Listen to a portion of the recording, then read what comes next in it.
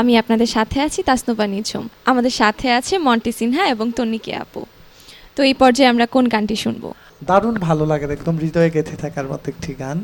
মুভির নাম ঢাকা ৮৬, আর গানটি গেয়েছেন শ্রদ্ধেয় তপন চৌধুরী এবং শ্রদ্ধেয় শাকিলা জাফর। গানটির কথা লিখেছেন সদ্য প্রয়াত আমাদের শ্রদ্ধেয় গাজী মাজহারুল আনোয়ার এবং মিউজিক করেছেন শ্রদ্ধেয় আনোয়ার পারভেজ। বাহ, চমৎকার। গানটির শিরোকলি জানতে যাচ্ছি। পাথরের পৃথিবীতে কাছের হৃদয়। বাহ বাহ বাহ, আমাদের খুবই কাছের একটি গান, অন্তরের গান। তো গানে চলে যাওয়া যাক। আচ্ছা।